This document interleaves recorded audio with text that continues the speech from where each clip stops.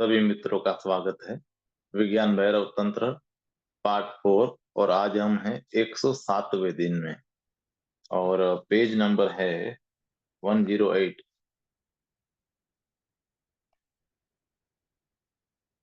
भगवान कहते हैं कि यही बात बोध के साथ भी है। जब तुम बोधपूर्ण होते हो तो अहंकार नहीं होता है, लेकिन अहंकार तरकीबें निकालता है। वह कह सकता है कि मैं बोधपूर्ण हूँ, मैं सजग हूँ। अहंकार कह सकता है कि मैं सजग हूँ और तुम्हें धोखे में रख सकता है। तभी ऐसा प्रश्न खड़ा होगा। और अहंकार सब कुछ संग्रह करना चाहता है, वह बोध भी इकट्ठा करना चाहता है। अहंकार धन पद प्रतिष्ठा ही नहीं चाहता है, वह ध्यान भी चाहता है, समाधि भी चाहता है, वह बुद्धत्व भी चाहता है। अहंकार को सब सब चाहिए, ध्यान भी, समाधि भी, निर्वाण भी, ताकि वह उद्घोषणा कर सके कि मैंने ध्यान भी पा लिया है। और तब यह प्रश्न उठ सकता है कि ध्यान पा लिया, बोध आ गया, लेकिन फिर भी अहंकार क्यों बना है? दुख क्यों जारी है? अतीत का सारा बोझ बना रहता है, कुछ भी नहीं बदलता है। अहंकार धोखा देने में बहुत ही कुशल है, उससे सावधान रहो। वह तुम्हें धोखा दे सकता है और वह शब्दों का अच्छा उपयोग कर सकता है, वह शब्दों का जाल गढ़ सकता है। वह किसी भी चीज के बारे में बातें कर सकता है, निर्वाण के संबंध में भी। मैंने सुना है एक बार ऐसा हुआ कि दो तितलियां न्यूयॉर्क की गलियों से होकर उड़ जा रही थी। न्यूयॉर्क की एम्पायर स्टेट बिल्डिंग के पास से गुजरते हुए मर्द तितली ने स्त्री तितली से कहा कि तुम जानती हो, अगर मैं चाहता तो एक धक्के में ही एम्पायर स्टेट बिल्डिंग को धराशायी कर देता। एक समझदार आदमी वहां मौजूद था, उसने यह बात सुनी और उसने नर तितली को अपने पास बुलाया और उससे कहा कि तुम क्या कह रहे थे? तुम भली भांति जानते हो कि तुम एम्पायर स्टेट बिल्डिंग को एक धक्के में नहीं गिरा सकते। यह बात तुम बखूबी जानते हो, उसे कहने की जरूरत ही नहीं है। फिर तुमने ऐसी बात क्यों कही? नर तितली ने कहा कि मुझे क्षमा करे महाशय, मुझे खेद है। मैं तो सिर्फ अपनी प्रेमिका पर धाक जमाने की चेष्टा कर रहा था। समझदार व्यक्ति ने इतना कहकर उसे छोड़ दिया कि ऐसा मत करो। नर तितली जब अपनी प्रेमिका के पास पहुंचा तो प्रेमिका ने उससे पहुंचा पूछा कि वह समझदार व्यक्ति तुमसे क्या कह रहा था। तो उस नर सेक्सुअली ने कहा कि उसने मुझसे मिन्नत करते हुए कहा कि ऐसा मत करो। वह इतना डर गया था, वह कांप रहा था। उसने सुन लिया था कि मैं एम्पायर स्टेट बिल्डिंग को धराशायी करने जा रहा था, इसलिए उसने कहा कि ऐसा मत करो। यही निरंतर हो रहा। उस समझदार व्यक्ति ने बिल्कुल भिन्न अर्थ में वे शब्द कहे थे। उसने कहा था कि ऐसी बातें मत कहो, लेकिन अहंकार उसका शोषण करने से बाज नहीं आता है। तुम्हारा अहंकार किसी चीज का भी शोषण कर सकता है, वह अत्यंत चालाक है। और वह चालाकी में इतना अनुभवी है, हजारों सालों का अनुभव उसके पास है कि तुम्हें पता भी नहीं चलेगा कि वह कहाँ चालाकी हो गई। मेरे पास लोग आते हैं और कहते हैं कि ध्यान घटित हो गया है, अब मैं अपनी चिंताओं से कैसे निपटूं। इस भांति अहंकार चालें चलता रहता है, इस भांति अहंकार अपनी चालें चलता रहता है। और उन्हें यह समझ भी नहीं आता है कि वे क्या कह रहे हैं। ध्यान हो गया, कुंडलिनी जग गई, अब क्या करें? चिंताएं तो अब भी हैं। तुम्हारा मन चीजों को मान लेना चाहता है, इसलिए किए बिना ही तुम मान लेते हो, विश्वास कर लेते हो, अपने को धोखा दे लेते हो। इस तरह तुम अपनी इच्छाओं की पूर्ति कर लेते हो। लेकिन इच्छा पूर्ति से सत्य नहीं बदलता है, चिंताएं बनी ही रहती हैं। तुम अपने को धोखा दे सकते हो, लेकिन चिंताओं को धोखा नहीं दे सकते। चिंताएं सिर्फ इसलिए नहीं दूर हो जाएंगी क्योंकि तुम कहते हो कि ध्यान घट गया, कुंडलिनी जाग गई, मैं अब पांचवें शरीर में प्रविष्ट हो गया। चिंताएं तो सुनेंगी भी नहीं कि तुम क्या कह रहे हो। लेकिन सच ही ध्यान घटित हो जाए तो चिंता कहाँ है। ध्यान पूर्ण चित्त में चिंताएं कैसे होती है। यह स्मरण रहे कि जब तुम सजग हो, बोध से भरे हो, तो तुम हो, लेकिन तब तुम अहंकार नहीं हो। तब तुम असीम हो, तब तुम अनंत विस्तार हो। लेकिन इस विस्तार का कोई केंद्र नहीं है, उसमें मैं का कोई केंद्रीभूत भाव नहीं है। तब तुम केंद्र रहित अस्तित्व हो, जिसका न कहीं आरंभ होता है और न जिसका कहीं अंत होता है। तुम एक असीम आकाश हो, और जब यह मैं विलीन होता है तो अपने आप ही तुम भी विदा हो जाता है, क्योंकि तुम मैं के साथ ही रह सकता है। मैं हूं इसलिए तुम भी हो। अगर यह मैं तुमसे विदा हो जाए तो तुम भी नहीं होगे। मैं के जाते ही तुम नहीं हो सकते हो। कैसे हो सकते हो। मेरे कहने का यह मतलब नहीं है कि तुम शारीरिक रूप से नहीं होगे। तुम तो जैसे हो वैसे ही होगे, लेकिन मेरे लिए तुम नहीं हो सकते। मेरे मैं के संदर्भ में ही तुम अर्थ मेरे मैं के संदर्भ में ही तुम अर्थपूर्ण है। मेरा मैं तुमको निर्मित करता है, और जब एक छोर विदा हो जाता है तो दूसरा भी हो जाता है। तब मात्र अस्तित्व है। सारे अवरोध गिर गए। अहंकार के जाते ही सारा अस्तित्व एक हो जाता है। अहंकार ही बांटता है, और अहंकार है क्योंकि तुम मूर्छित हो। बोध की आग उसे जड़ा जला डाले। एक अधिक अधिक प्रयोग करो। इसे इसे अधिक और अधिक प्रयोग करो। अचानक से सजग हो। सड़क पर चलते चलते अचानक खड़े हो जाओ। गहरी सांस लो और क्षण भर के लिए सजग हो जाओ। और जब मैं कहता हूं कि सजग हो जाओ, उसका मतलब है कि उस क्षण जो भी हो रहा है उसके प्रति बोधपूर्ण हो जाओ।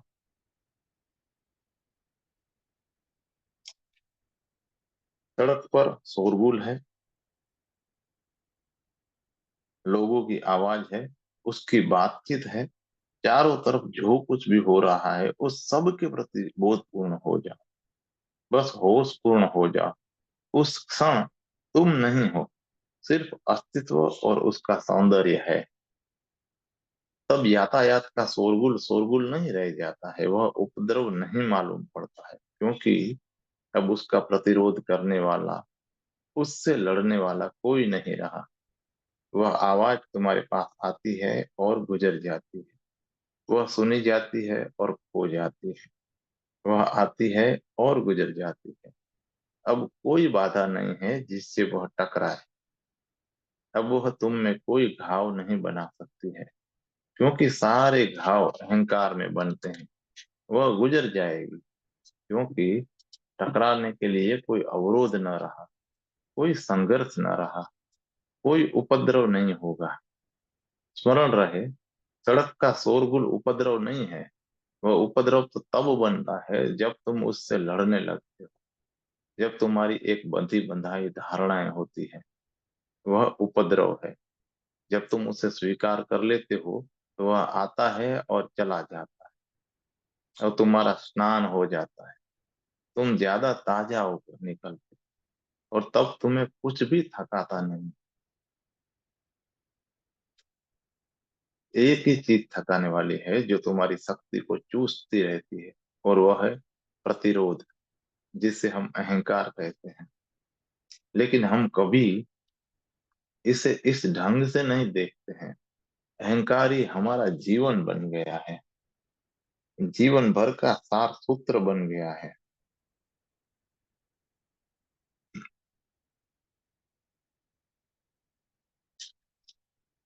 लेकिन सच तो यह है कि अहंकार नहीं है। कई बार ऐसा होता है कि जब मैं किसी को कहता हूँ कि इस अहंकार को विदा करो, तो वह मुझे इस तरह घूरता है जैसे वह पूछ रहा हो। यह प्रश्न उसकी आंखों में साफ दिखता है कि अहंकार मिट गया तो जीवन कैसे संभव होगा, तब तो मैं ही मिट जाऊंगा। मैंने सुना है कि एक बड़े राजनेता से, देश के एक महान राजनेता से किसी ने कहा कि आप तो थक जाते होंगे, सारे दिन आप जहां भी जाते हैं हस्ताक्षर मांगने वालों की भीड़ लगी रहती है।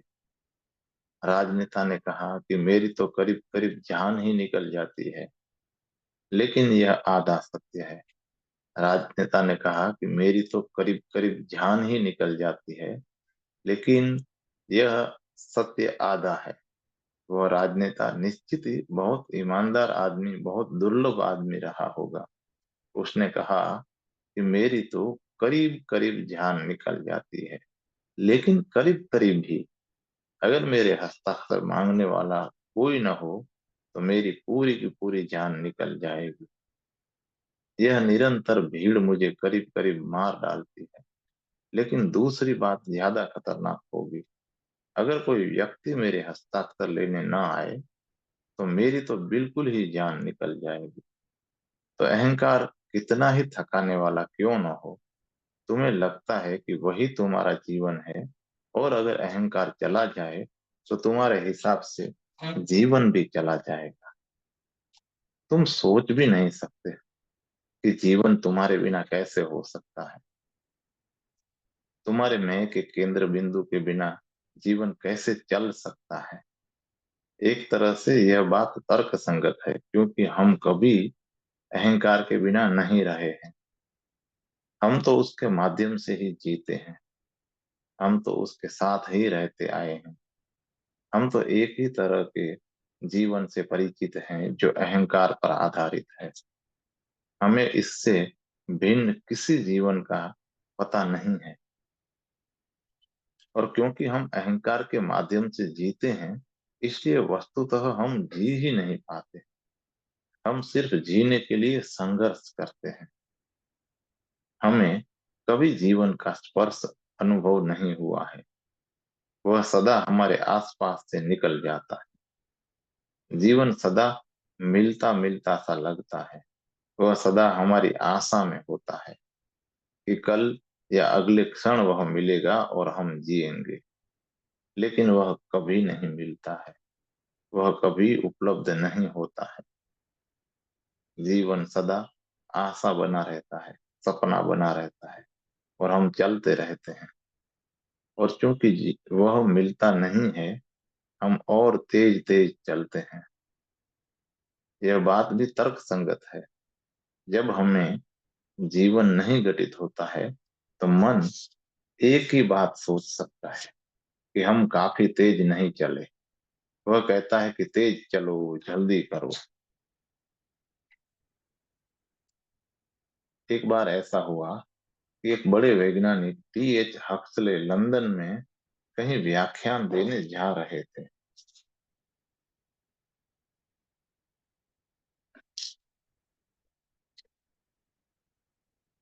वे रेलवे स्टेशन पर एक उपनगरीय स्टेशन पर पहुंच गए, लेकिन गाड़ी लेट थी तो उन्होंने एक टैक्सी पकड़ी और ड्राइवर से बोला, जल्दी करो, गाड़ी को तेज से तेज चाल से चलो। जब गाड़ी बहुत तेजी से भागने लगी तो उन्हें अचानक ख्याल आया कि उन्होंने टैक्सी वाले को पता तो बताया ही नहीं कि जाना कहाँ है। और तभी उन्हें यह भी स्मरण आया कि वे खुद भी पता भूल गए हैं। तो उन्होंने टैक्सी चालक से पूछा कि मित्र, क्या तुम जानते हो कि मुझे कहाँ जाना है? टैक्सी का चालक ने कहा कि नहीं महाशय, लेकिन हम बहुत तेजी से जा रहे हैं। यही हो रहा है, तुम उतनी तेजी से जा रहे हो जितनी तेजी संभव है, लेकिन तुम जा कहाँ रहे हो? तुम क्यों जा रहे हो? मंजिल क्या है? गंतव्य क्या है? क्योंकि आशा है कि किसी दिन जीवन तुम्हें घटित होगा, लेकिन यह अभी ही क्यों नहीं घटित हो रहा है? तुम जिंदा हो, फिर भी जीवन अभी क्यों नहीं घट रहा है? क्यों निर्वाण सदा भविष्य में है, सदा कल है, वह आज क्यों नहीं है, और कल कभी नहीं आता है, या वह जब भी आता है सदा आज की तरह आता है, और तुम उससे फिर चूक जाओगे। लेकिन हम हमेशा इस तरह से जीते रहते हैं। हमें जीने का एक ही आयाम मालूम है, यही आयाम जिसमें हम अभी जी रहे हैं। यह धीरे धीरे मरना है, जीना बिल्कुल नहीं है। हम किसी तरह जीवन को ढोए जा रहे हैं। हम बस प्रतीक्षा में जीते हैं, आशा में जीते हैं। अहंकार के साथ जीवन सदा प्रतीक्षा है, और एक निरर्थक प्रतीक्षा है। तुम तेजी से दौड़ सकते हो, जल्दबाजी कर सकते हो, लेकिन तुम कहीं भी नहीं पहुंचोगे। इस जल्दबाजी में, इस भागदौड़ में तुम सिर्फ अपनी ऊर्जा गंवाओगे और मर जाओगे।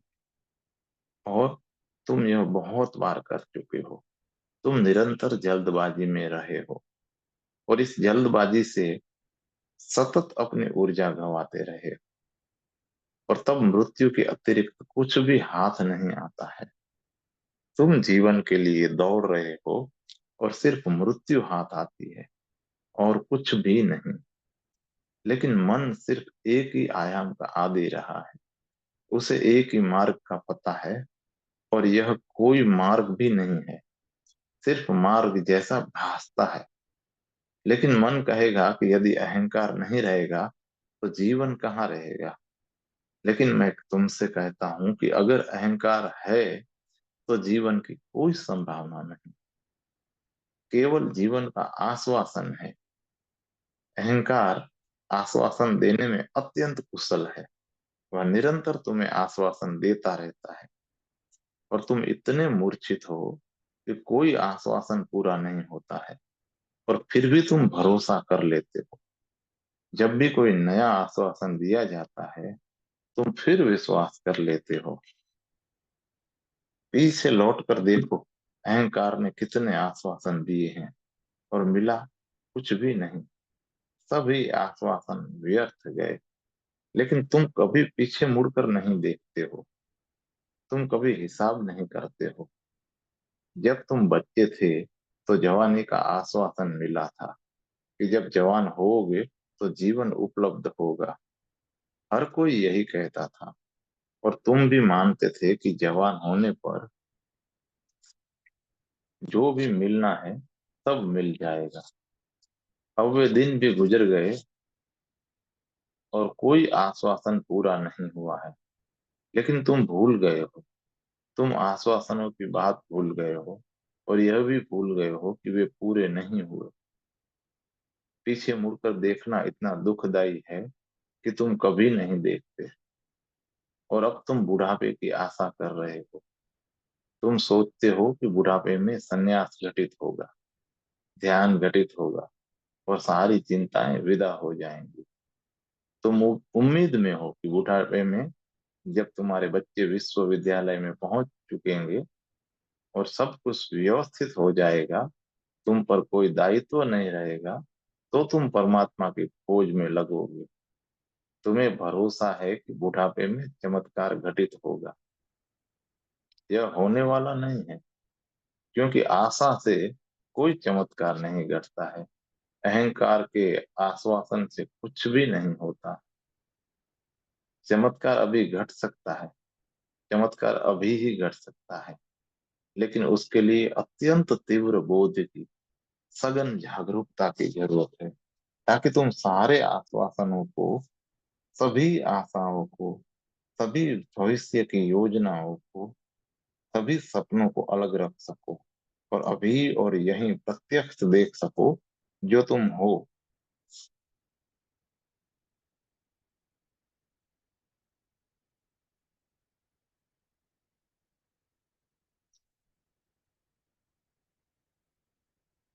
इस अपने पर लौटने में, जब तुम्हारी चेतना कहीं और न जाकर तुम पर ही लौट जाती है, तुम चैतन्य का एक वर्तुल बन जाते हो, और यही क्षण शाश्वत हो जाता है।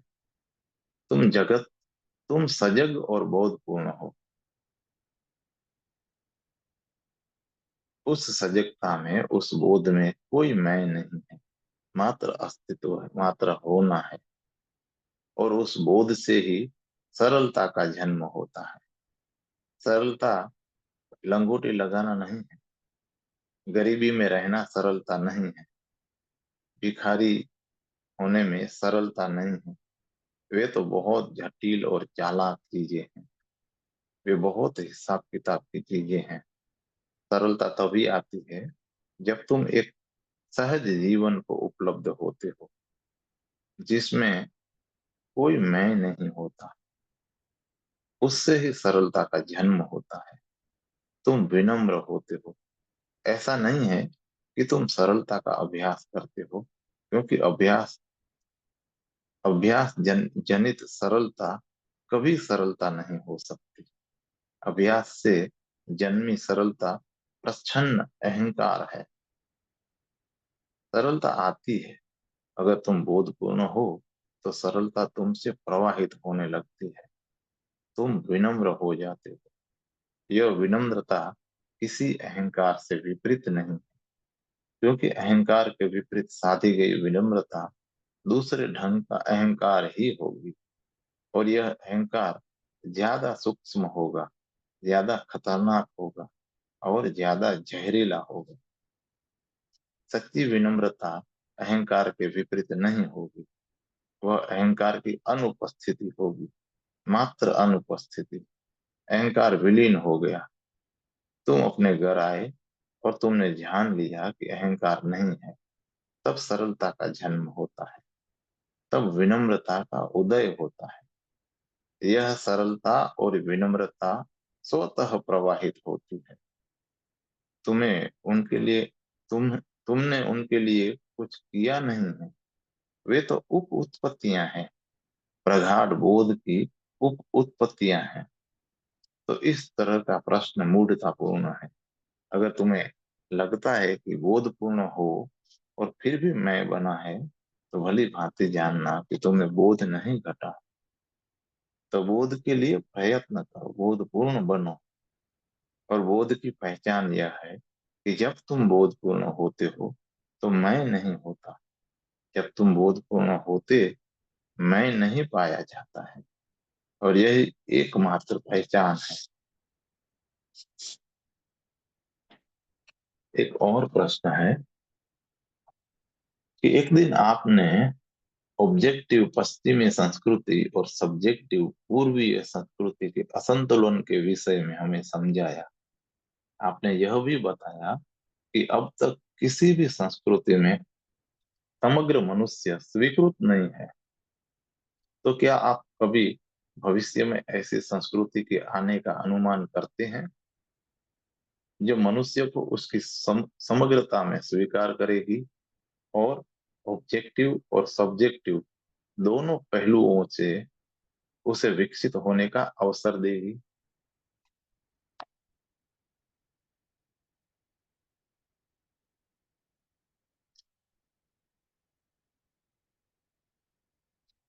यह एकांगी विकास, यह एक तरफा विकास एक स्वाभाविक भूल की तरह, एक स्वाभाविक क्रांति की तरह घटित हुआ है।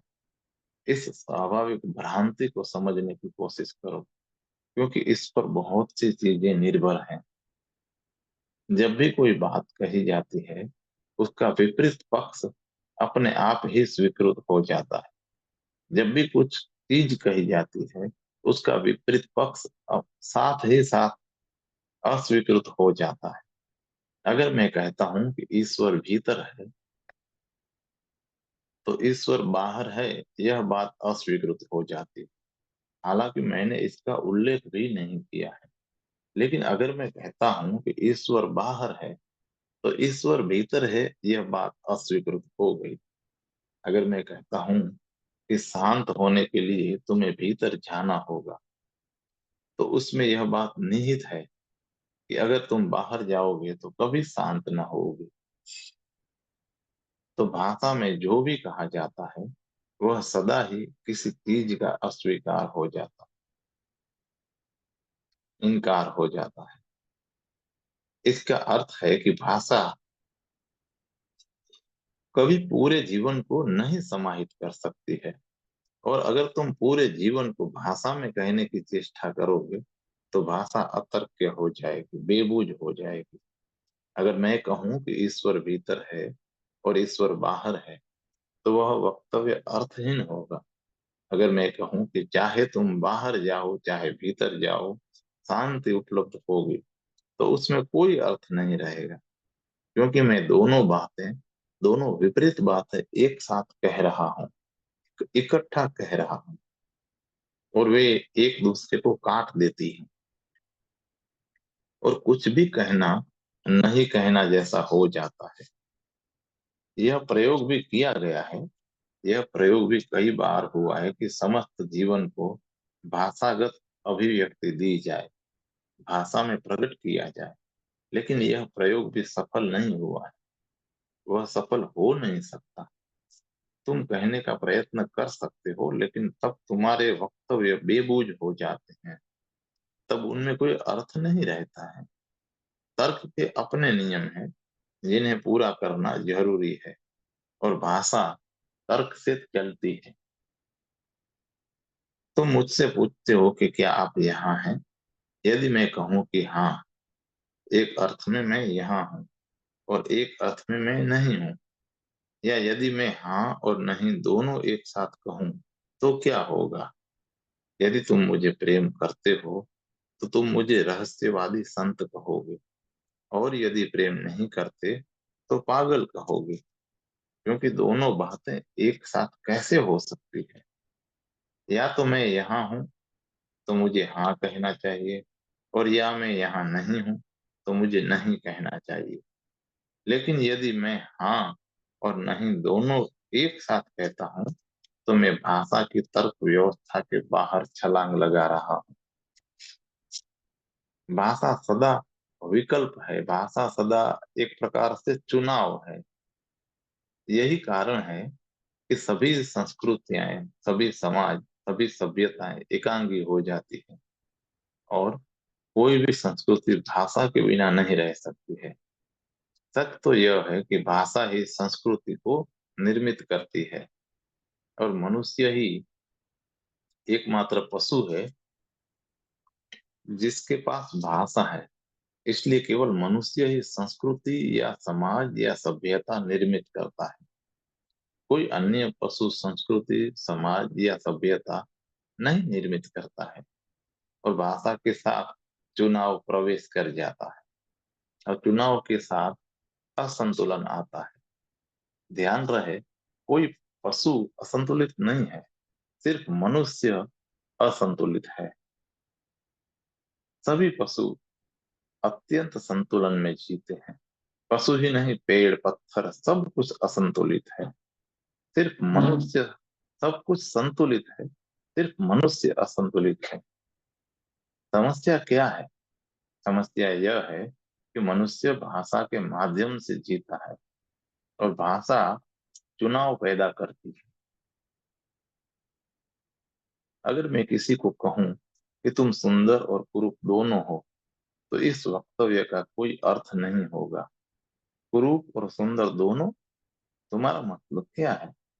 अगर मैं कहूं कि तुम सुंदर हो तो उसका अर्थ है,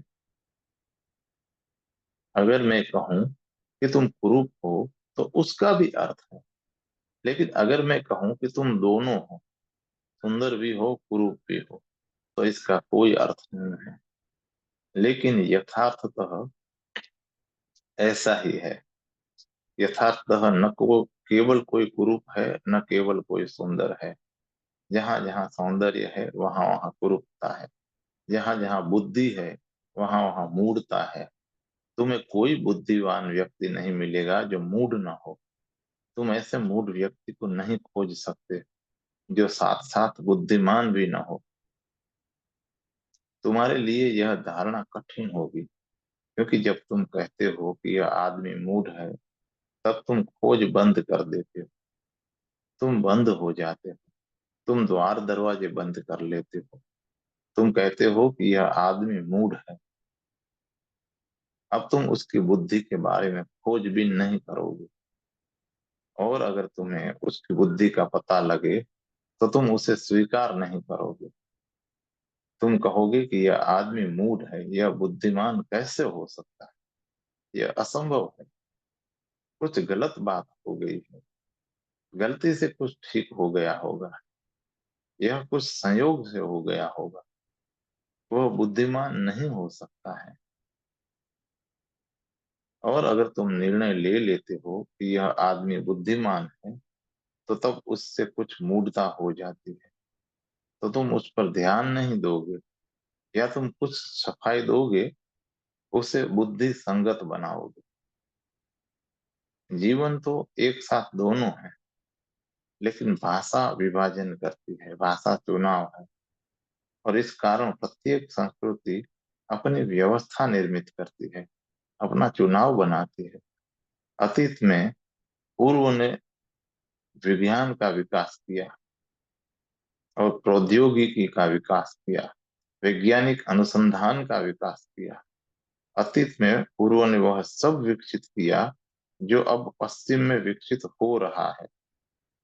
5,000 वर्ष पूर्व के लोगों ने यह सारा विकास कर लिया था, लेकिन उन्हें लगा कि यह सब व्यर्थ है, जैसा कि आज पश्चिम को अनुभव हो रहा है। उन्हें लगा कि यह सारा विकास निष्प्रयोजन है। और जब उन्हें ऐसा लगा, तो वे विपरीत दिशा में मुड़ गए। उन्होंने कहा कि अब भीतर चलो, जो भी बाहर है वह माया है, वह कहीं नहीं ले जाता है। भीतर मुड़ो। विज्ञान का विकास तब बंद हो गया, प्रौद्योगिकी का विकास रुक गया।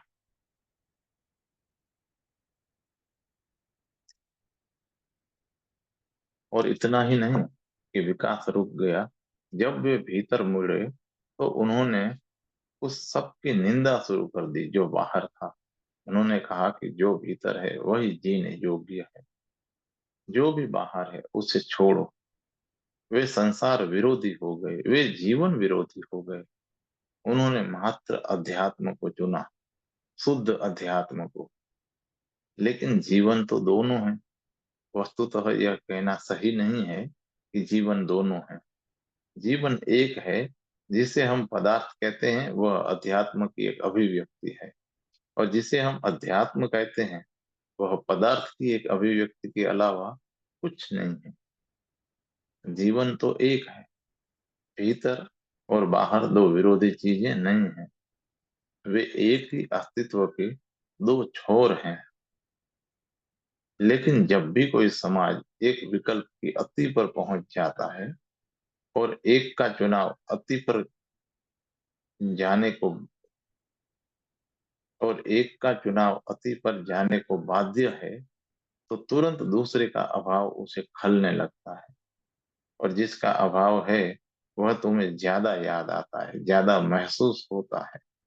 जो तुम्हारे पास है उसे तुम भूल सकते हो, लेकिन जो नहीं है उसका ख्याल भूलना मुश्किल है। तो पूर्व को वैज्ञानिक और तकनीकी विकास के शिखर पर पहुंचकर उसकी व्यर्थता महसूस हुई। उसे लगा कि यह व्यर्थ है, इससे शांति नहीं उपलब्ध हो सकती, इससे आनंद नहीं उपलब्ध हो सकता है। उसे लगा कि इसे छोड़ देना बेहतर है, इसका त्याग करना ही उचित है। और तब उसने भीतर जाने का, आंतरिक जगत में प्रवेश करने का निश्चय किया। और जब यह आंतरिक यात्रा शुरू हुई, तो वह यात्रा अपने ही आप में बाह्य का इनकार बन गई। पश्चिम में अभी यही हो रहा है। अब पश्चिम ने विज्ञान और तकनीकी विकास का शिखर छू लिया है।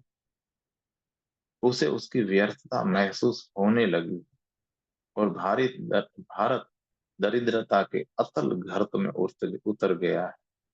यह होना ही था, क्योंकि पूर्वीय मानस अंतस की यात्रा पर निकल गया।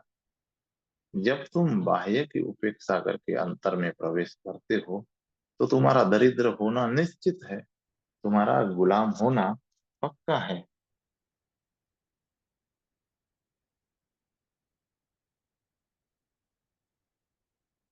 तुम्हारा रुग्ण और दुखी होना अनिवार्य है, उसे कोई नहीं रोक सकता है।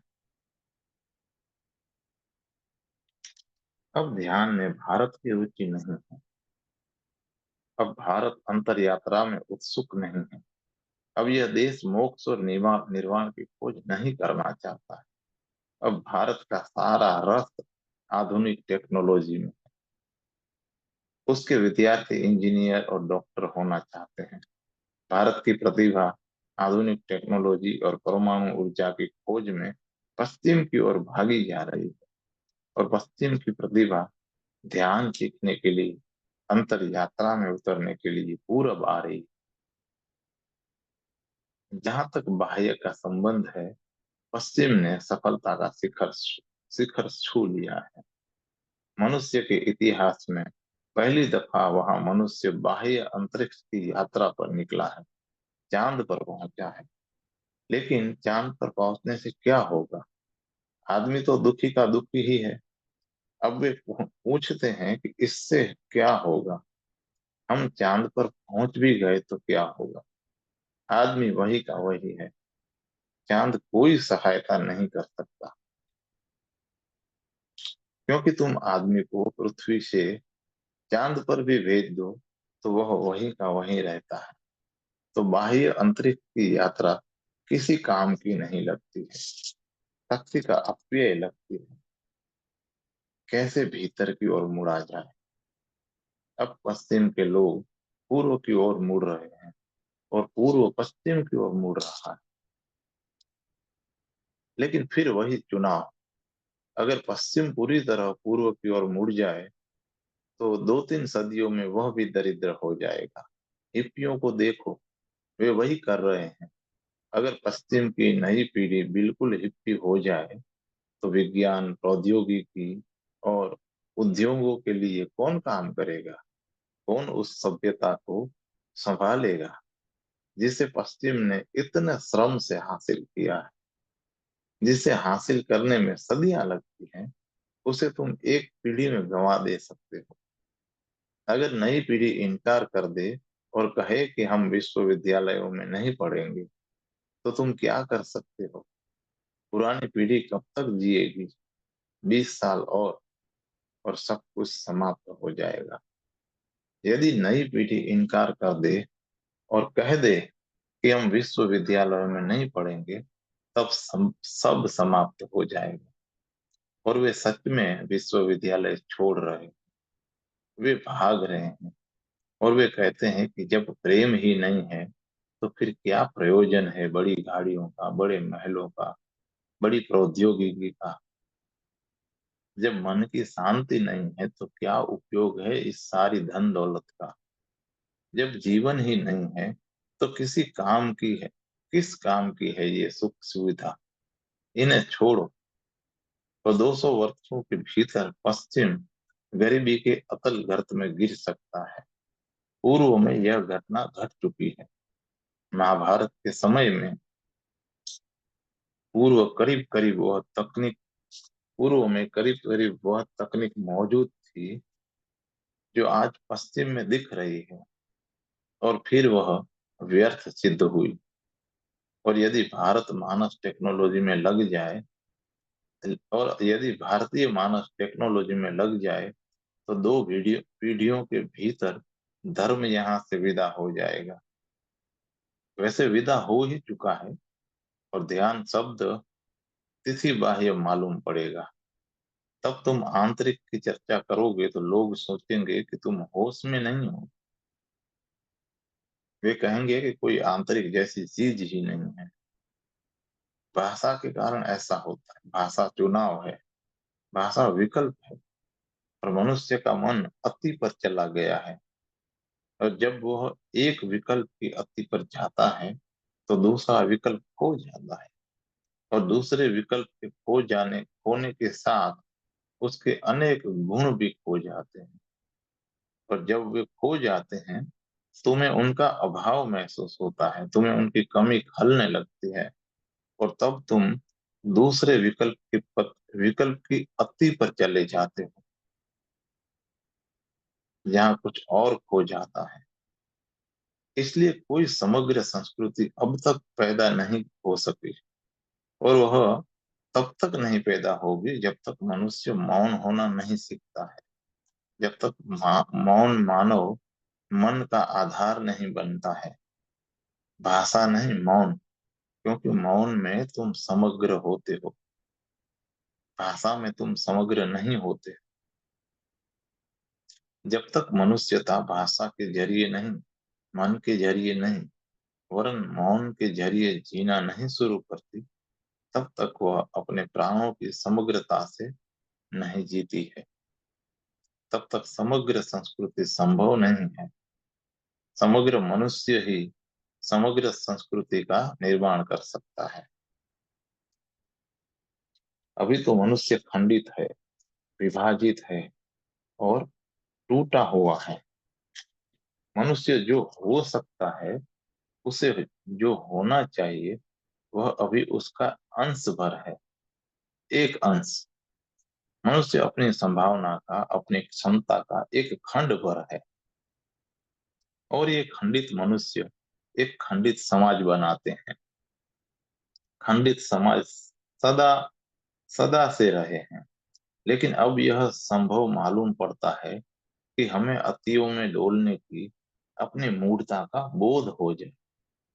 और अगर यह बोध तीव्र और प्रगाढ़ हो, यदि हम विपरीत अति की तरफ गति करना छोड़ दें, तो हम समग्र को देखना शुरू करेंगे।